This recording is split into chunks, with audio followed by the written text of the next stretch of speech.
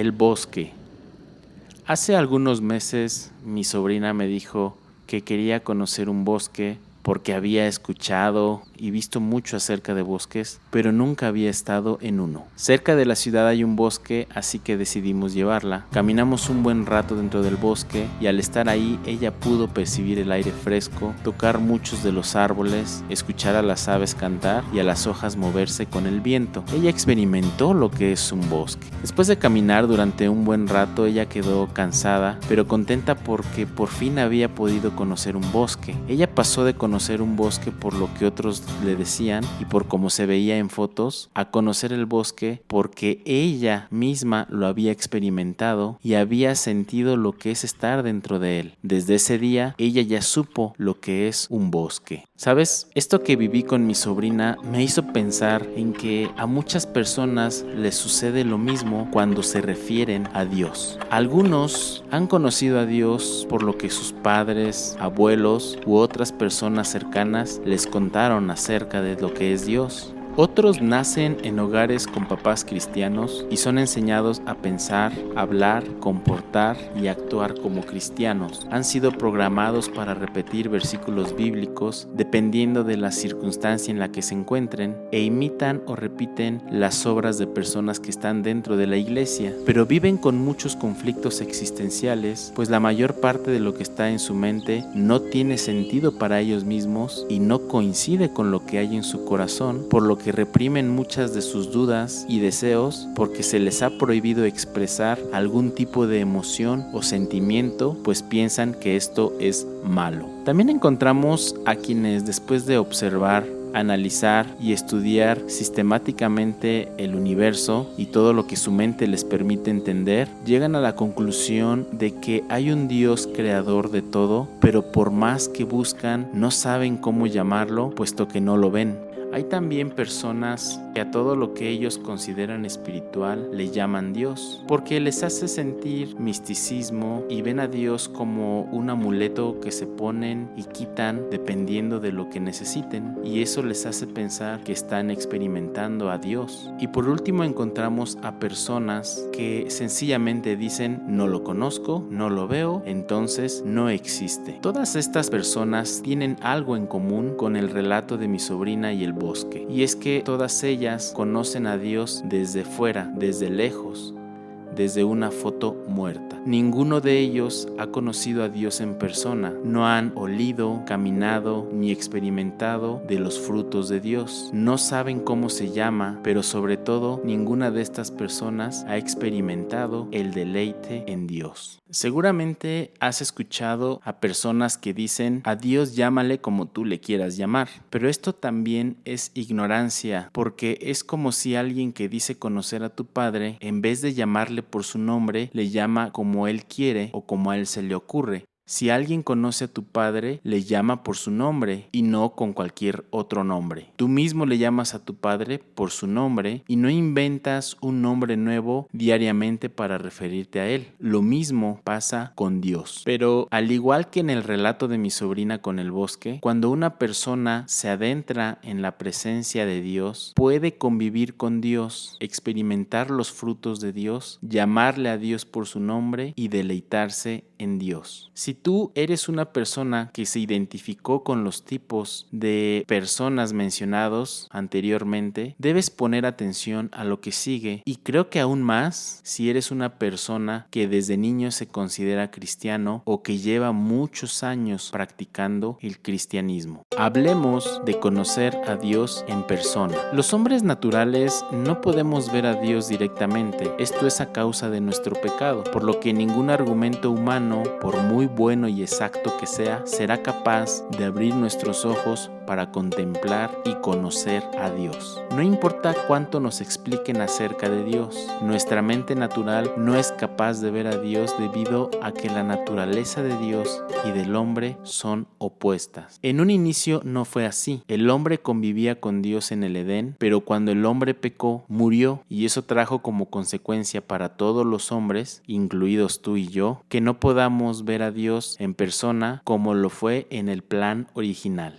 El Espíritu Santo, que es Dios mismo, es quien nos abre los ojos, nos convence de que somos pecadores, nos lleva a ver a Dios y por último nos hace nacer de nuevo y así poder experimentar la presencia de Dios. Y cuando hablamos de experimentar la presencia de Dios, incluimos todo lo que somos, pensamientos y emociones. Por eso es que te debes sentar a pensar en lo siguiente. Si tú crees que conoces a Dios, pero únicamente por tu inteligencia, por tus tradiciones, porque piensas que tu iglesia es la correcta o por el renombre de algún predicador, y en esto es en lo único en lo que confías para decir que conoces a Dios, sin duda alguna podemos decir que no lo conoces. Y considera también esto: si no te consideras tan malo, si crees que eres pecador solo cuando actúas mal, es porque probablemente no has sido convencido de pecado, y esto también nos puede llevar a concluir que no conoces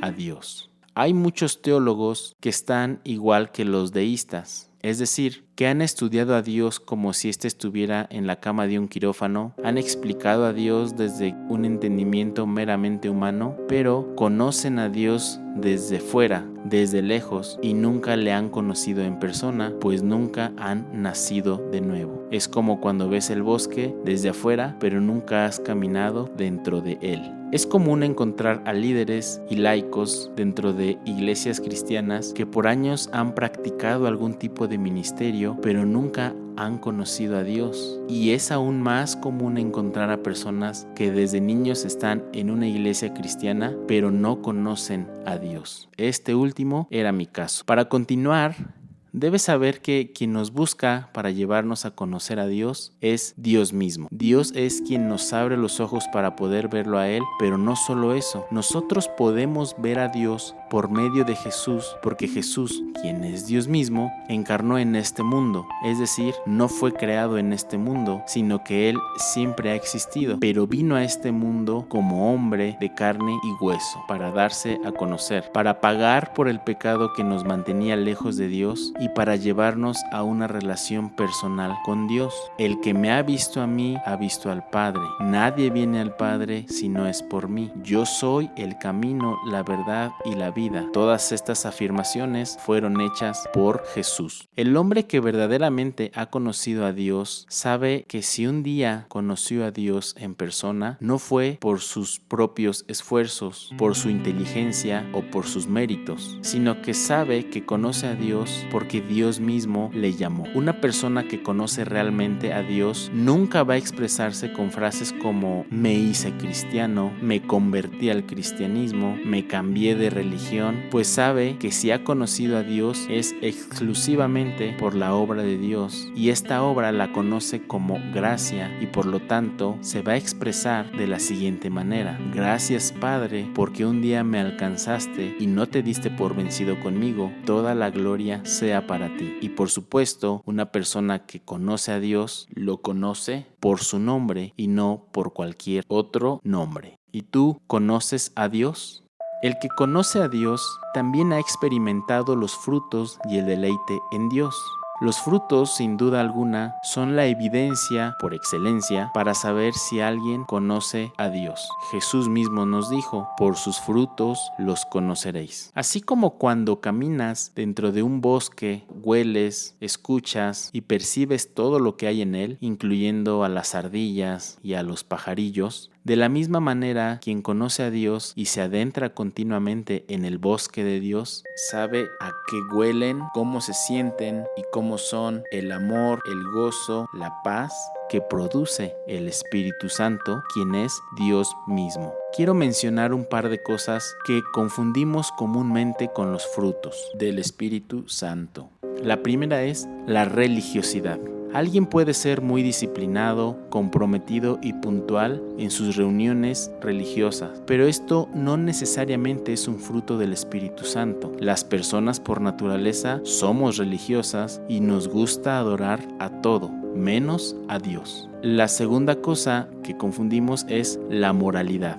Si bien es cierto que la moral que Dios acepta es algo que debe distinguir a una persona que conoce a Dios, la moralidad también se puede imitar aún sin conocer a Dios. Muchos ateos son muy bien portados porque les gusta cuidar su cuerpo o porque son deportistas, pero esto tampoco es un fruto del Espíritu Santo. Que no te engañe esa frase que dice la mejor religión es ser buena persona, porque es completamente mentira y carece de mucho fundamento. Y también debemos tomar en cuenta que muchos de nosotros hemos sido exhortados a producir los frutos de amor, gozo y paz, pero hay un problema en esta exhortación y es muy común. El problema consiste en que se nos exhorta a dar un fruto que no tenemos, un fruto que no podemos dar porque no es parte de nuestra identidad, pues los pecadores no podemos dar estos frutos. Si alguien no tiene al Espíritu Santo y es exhortado a producir estos frutos, lo único que se logra en esta persona es que se frustre porque le estamos pidiendo algo que no puede producir, algo que no puede dar, y entonces puede ser que esta persona se esté esforzando para dar algo que no puede y en vez de sentirse ligera, se siente más cargada.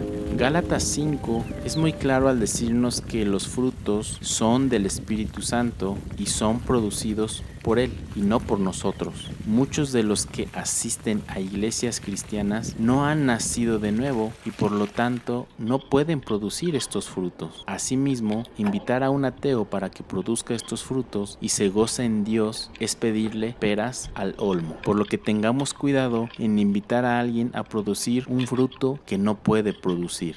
Una persona nacida de nuevo está en constante comunión con el Señor a través de una lectura verdadera de la palabra de Dios y una constante comunicación con el Padre por medio de la oración en Cristo. Entonces, los frutos del Espíritu Santo se empiezan a reflejar en la vida de esta persona. Los frutos son una consecuencia de estar continuamente en la presencia de Dios. Y es más, ni siquiera hay que decirle a una persona que produzca los frutos porque es el Espíritu Santo quien los va a estar reflejando en la vida de esta persona. Por lo que si alguien no está demostrando los frutos del Espíritu es sencillamente porque su problema está en su relacionamiento con Dios. Cuando nosotros recibimos al Espíritu Santo, no recibimos a un Espíritu Santo versión reducida o versión demo, sino que recibimos todo y por lo tanto todo lo que el Espíritu Santo es se reflejará en nuestra vida y será nuestro alimento diario y para nuestra propia edificación y para los que están a nuestro alrededor. Si alguien tiene problemas para amar a otra persona, su problema no está en la otra persona, su problema está entre él y Dios, pues los frutos de Dios no se están reflejando en Él, y es importante hacer énfasis en que estos frutos son únicamente para aquellos que han nacido de nuevo. De poco servirá que tú le expliques y hasta obligues a una persona a ser como la Biblia dice, si al final esa persona no conoce a Dios y no está en constante comunión con Él. Esto es un error muy común, puesto que queremos enseñar a las personas que no pueden. Creo que antes de dar consejos a las personas para que sean más amorosas, gozosas y tengan dominio propio, debemos asegurarnos de que estas personas realmente han conocido a Jesús y han nacido de nuevo, porque si no es así, pasarán muchos años y muchos cursos tratando de mejorar su carácter sin ver algún fruto verdadero en ellos y estarán esforzándose para imitar a un cristiano que no son.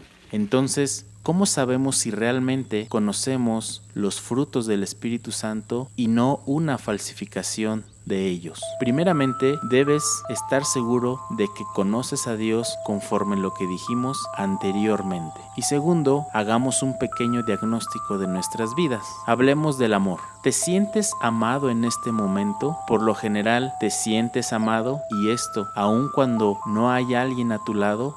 Cuando piensas en el amor de Cristo, ¿es suficiente para ti? Si tu respuesta es que sí, entonces seguramente sabes lo que es el amor de Cristo y sabes que aun cuando no merecías este amor, hoy el Señor te lo ha dado y eso te hace saberte y sentirte amado. Por otro lado, si tú normalmente te sientes incompleto o que te falta algo o no te sientes amado y crees que el verdadero amor llegará con otra persona, con tu media naranja, y además estás convencido de que la función de Dios es darte a alguien para que te sientas completo y amado, entonces no estás experimentando el amor en Dios.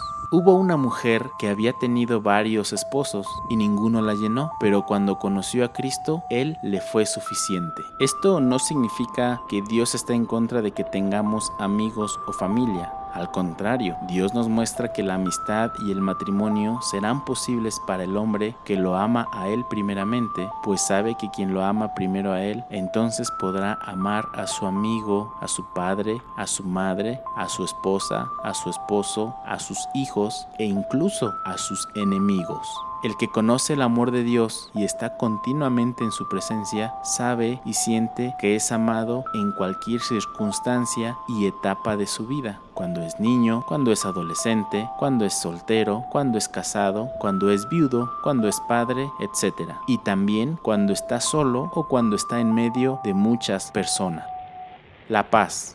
¿Cómo te sientes? ¿Estás tranquilo o con incertidumbre? Si estás tranquilo, ¿en qué estás confiando? Si tu paz viene de pensar que tienes un buen trabajo o que tienes a la persona correcta o que tienes todo lo que necesitas, pero no pensaste en Dios, entonces no estás experimentando la paz de Dios y estás vulnerable, porque el día que no tengas lo que hoy tienes y en lo que hoy confías, seguramente vas a sufrir mucho. Por otro lado, si tu paz proviene de pensar en que Cristo está contigo y estás dispuesto a decir que se haga tu voluntad y esto no te aflige, entonces tu paz proviene del Señor. La paz que sobrepasa todo entendimiento es una paz que viene del Espíritu Santo y no depende de circunstancias, sino únicamente de estar caminando en los caminos que Dios te ha mandado seguir y los conoces y confías únicamente en Él. Hasta aquí hemos hablado de algunos frutos que experimentamos cuando realmente conocemos a Dios, pero hay uno más que es sin duda alguna uno que tristemente muchas personas nunca han experimentado y probablemente nunca van a experimentar, pues se ha enseñado que es algo místico, algo malo, exclusivo y algo que no se puede permitir en una vida piadosa. Estamos hablando del gozo y del deleite. Dime algo, ¿qué tan recurrente es que abras tu Biblia solo porque tienes ganas de leerla? No me refiero a que la abres porque te dijeron ábrela, o porque un día te fue mal y entonces fuiste a ver qué encontrabas. No, me refiero a que solo fuiste a tu Biblia porque tenías ganas de pasar tiempo leyéndola. ¿Cuántas veces has preferido leer un salmo en vez de ir al refrigerador a comer algo o de fumar un cigarrillo o tomar una copa cuando te sentías ansioso? Si constantemente estás comiendo de más, fumando un cigarrito, tomando alcohol y cosas similares y no te nace abrir la Biblia solo para disfrutar de ella, entonces no te estás deleitando ni te estás gozando en el Señor. Quizás pienses, es que a mí no se me da porque no soy así. En parte tienes razón, pues en efecto, a un pecador nunca le va a nacer el deseo de buscar a Dios. Todo el mundo, cristianos, religiosos y ateos, hemos experimentado el deleite en el pecado. Si no fuera así, el mundo no tendría abusos y sería perfecto. Pero únicamente los que han nacido de nuevo y por lo tanto conocen a Dios pueden experimentar el gozo y deleite en Cristo. Y esto es porque la carne se goza y deleita en los apetitos del pecado, pero el Espíritu se deleita en la santidad de Dios. Por lo tanto, una persona que tiene al Espíritu Santo puede experimentar y debe buscar el gozo en Cristo. Desafortunadamente, hay quienes enseñan que el gozo en Cristo es algo que le pertenece a ciertas denominaciones cristianas, pero quien piensa así ignora por completo lo que la misma palabra de Dios dice, y es obvio que no está experimentando el gozo en el Señor. Cuando un creyente pasa tiempo a solas en la presencia de Dios, tendrá como consecuencia el gozo de Dios en su vida, y esto dará también como consecuencia que los apetitos de la carne dejarán han de ser atractivos. Si alguien llega a tu mesa a ofrecerte un pastel después de haber terminado de comer, entonces no vas a tener el deseo para comerte ese pastel porque ya estás lleno. Pasar tiempo en el Señor dará como consecuencia llenarse de la presencia de Dios y desearlo cada día más a Él. Y por lo tanto, al estar lleno, menos atractivo será el querer comer de la carne. Cuando alguien camina dentro del bosque del Señor y después es llevado a un lugar desierto, va a preferir el bosque que el desierto. Igualmente, alguien que ha experimentado el gozo en el Señor va a preferir el gozo en el Señor antes que el gozo en la carne, porque sabe que es infinitamente mejor. ¿Constantemente estás cayendo en acciones pecaminosas y tus deseos carnales te dominan? Si esto es así, es porque solo te estás deleitando en la carne, pero no te estás deleitando en el espíritu, y probablemente es porque no sabes cómo deleitarte en el espíritu. Déjame te lo ilustro de esta manera. Supón que un niño llega con mucha hambre a tu casa por la noche y te dice: tengo hambre, dame de comer. Y tú, en vez de darle de comer, le dices: no comas porque ya es tarde. ¿Acaso ese niño va a saciar su hambre solo porque le dijiste que no debe comer? Claro que no. ¿Y qué crees que va a hacer ese niño después de que lo único que le dijiste es que no debía comer? Pues va a buscar comida por otro lado, y aunque le den comida chatarra, la va a comer porque tiene hambre.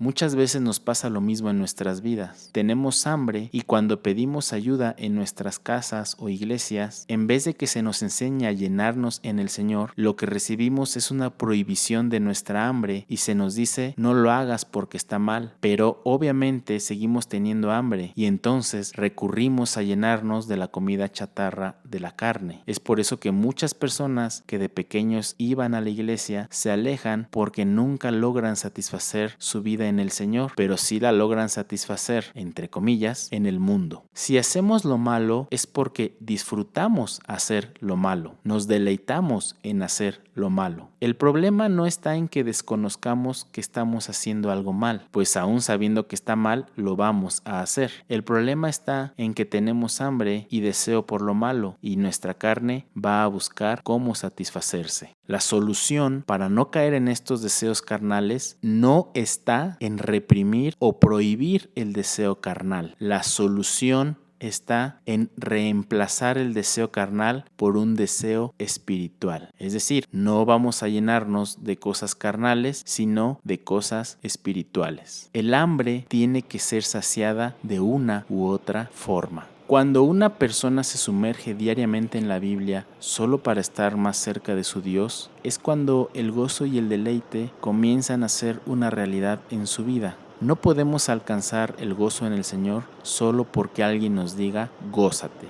El gozo incluye pensamientos y emociones. Hubo un hombre que tenía una comunión tan cercana a Dios que hasta danzaba de alegría. Su corazón estaba deleitándose y gozándose tanto en la presencia del Señor mientras estaba a solas, que todo su cuerpo expresaba ese gozo. Él danzaba no por cumplir un rito o una ceremonia. Estamos hablando del rey David. Pero por otro lado, su esposa, que no tenía deleite en el Señor, no pudo entender esto y hasta lo insultó. De la misma manera, muchas personas que no se gozan en el Señor ven con desprecio a quien sí lo hace. El gozo en el Señor se encuentra en la intimidad, es decir, ahí donde nadie te ve es donde debes buscar al Señor diariamente, y es donde debes pasar más tiempo leyendo su palabra y orando. Y lo que hagas en privado, el Señor lo hará evidente en público. Hay personas que confunden este gozo con cultos o ceremonias en las que se incluyen muchas dinámicas, shows y bombas de manipulación, pero esto sin duda alguna es un error y una aberración. Cuando una iglesia tiene que recurrir a espectáculos y a animadores para que la gente se sienta gozosa, solo está evidenciando la pobreza espiritual de sus líderes y su congregación. No es que sea malo utilizar luces o sonidos en un culto. El problema está cuando solo se busca estimular a los sentidos, pero el corazón no conoce a Dios ni lo ama. Es común que muchas personas se sienten gozosas durante el tiempo que dura este espectáculo religioso, pero al llegar a su casa, ese gozo termina. El gozo en Cristo no depende de estimulaciones externas, sino es la admiración y contemplación de la gloria de Cristo que el propio Espíritu Santo nos hace ver. El gozo en el Señor le da sentido a nuestra vida porque satisface cada aspecto de nuestras vidas, incluyendo pensamientos y emociones. El gozo en el Señor solo se obtiene cuando se camina regularmente en los senderos, riachuelos y otros lugares del bosque de Dios. La Biblia es el bosque de Dios y cada página es un camino que nos lleva a respirar la frescura de su amor, paz y gozo. Una persona que no camina en el bosque de Dios siempre estará recorriendo el desierto del pecado y se estará llenando de los deseos de la carne. Podemos concluir entonces que cuando alguien conoce al Señor, le llama por su nombre, refleja los frutos que produce el Espíritu Santo, porque ha experimentado la abundancia de la presencia y la santidad de Dios y ha bebido de los ríos de su amor. Adentrarse en el bosque del Señor transforma la manera en que vivimos nuestra vida y le da sentido a nuestra existencia. Una vida sin gozo en el Señor es una vida muerta, pero aquel que conoce a Cristo y vive para Él estará continuamente experimentando el amor, el gozo, la paz, el deleite y el dominio propio que se requieren en su vida. ¿Y tú, te has adentrado en el bosque de Dios? ¿O solo lo conoces por lo que otros te dicen? ¿Diariamente recorres los caminos de ese bosque cuando lees tu Biblia y disfrutas todo lo que encuentras en ella? ¿Hay deleite y gozo continuo en tu vida a pesar de las circunstancias?